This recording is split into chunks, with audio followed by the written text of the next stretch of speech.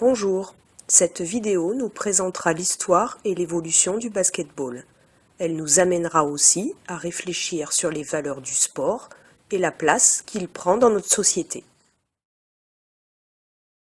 En 1891, au nord-est des États-Unis, James Naismith, éducateur, homme d'église et docteur, est chargé d'une mission par son université. On lui demande de créer une activité permettant aux étudiants de garder la forme durant l'hiver, lorsque les intempéries empêchent la pratique des sports à l'extérieur. Il se mit à chercher un jeu motivant qui deviendrait un sport jouable dans un gymnase et qui prendrait place entre la saison de football américain et celle du baseball. La légende affirme que c'est en lançant les feuilles de papier chiffonnées sur lesquelles il notait ses idées que lui serait venue l'idée du panier, qui se dit basket en anglais. Le basketball était né. Au départ, il prit la décision d'utiliser un ballon de football. Puis, il fixa des paniers de pêche sur la rampe de son gymnase, qui était à 3,05 m du sol. Mais les ballons devaient être récupérés à la main après chaque point, ce qui n'était pas, vous l'avouerez, très pratique. Par la suite, un trou fut percé au fond du panier pour faciliter la récupération des ballons. Et en 1906, les paniers de pêche furent finalement remplacés par des anneaux en métal fixés à des panneaux. James Naismith créa les premières règles du basketball en s'inspirant de la devise « Un esprit sain dans un corps sain ». Homme d'église et pacifiste convaincu, il imposa la règle du non-contact pour s'opposer à la violence qu'il jugeait trop présente, notamment dans le football américain. Il interdit également aux joueurs de se déplacer avec le ballon. Le premier match se termine 1-0, marque bien différente de celle des matchs d'aujourd'hui. Au fur et à mesure que les classes se mettent à le pratiquer, le jeu gagne en popularité, sauf auprès du concierge qui doit encore à l'époque grimper à une échelle pour récupérer le ballon après chaque panier. Quelques années après, le dribble apparaît pour permettre aux joueurs de se déplacer avec le ballon. Le jeu gagna rapidement tout le pays et le Canada.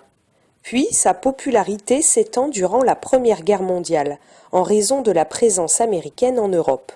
Ce sport est alors pratiqué dans le monde entier par des hommes et des femmes. Naismith a atteint son objectif, créer un sport pour tous, où l'adresse l'emporte sur la force, la rapidité, sur la puissance. Dans chaque sport, les règles évoluent. Pour gagner, les joueurs sont parfois astucieux et de nouvelles stratégies, même ingénieuses, peuvent aller à l'encontre de l'esprit du jeu. Changer les règles permet de sauvegarder l'égalité des chances entre défenseurs et attaquants. Voyons quelques exemples. Le fait que le panier se trouve à 3,05 m amène les équipes à rechercher des joueurs de grande taille. Dans les années 20, les Américains inventent une tactique qui consiste à positionner un très grand joueur près du panier, à qui les autres joueurs vont donner le ballon pour qu'il marque sans effort. Lors d'un match contre l'URSS, ils se font prendre à leur propre jeu, car les Russes étaient allés chercher des géants au fin fond de la Sibérie et qui n'avaient plus qu'à tendre les bras pour marquer un panier. Le jeu n'avait alors plus d'intérêt.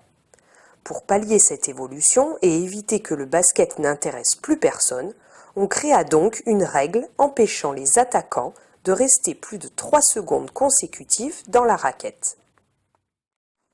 Mais les sports sont aussi influencés par les grandes transformations de la société, et les règles peuvent aussi évoluer en fonction des sociétés dans lesquelles ils sont pratiqués. La médiatisation du basket et sa diffusion à la télévision a par exemple modifié les temps de jeu.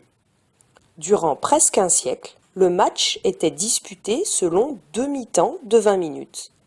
Savez-vous pour quelle raison un match de basket se joue maintenant en 4 quarts-temps ?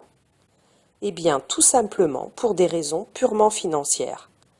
Pour engranger des profits, les chaînes de télévision américaines souhaitaient pouvoir passer davantage de publicité.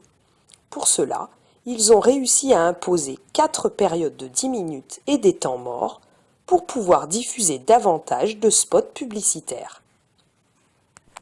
Et pour augmenter le côté spectaculaire et faire venir davantage de supporters, on introduit par exemple en 1954 la règle des 24 secondes, temps maximum donné à une équipe pour tirer, et en 1984 la ligne des 3 points placée à 6,25 m, derrière laquelle un tir vaut 3 points. Vous le voyez, le basket-ball, comme les autres sports, évolue avec le temps. Faire évoluer les règles permet de garder au jeu tout l'attrait qu'il avait suscité à sa création, mais aussi de s'adapter aux transformations de la société, même si parfois on est bien loin de l'idéal sportif. Le sport est aussi couramment utilisé par les gouvernements afin de promouvoir leurs valeurs.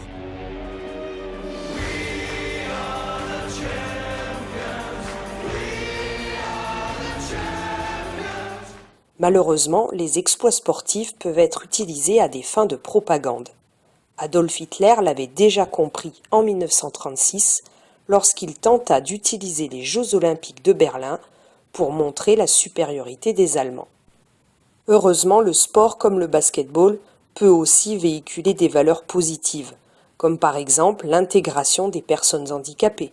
Le sport est donc également un outil d'intégration parce qu'il porte en lui les valeurs de respect, de tolérance et d'effort. Tout cela nous permet surtout de comprendre que le sport est une pratique sociale et que les valeurs qu'il porte sont avant tout celles de la société dans laquelle il est pratiqué.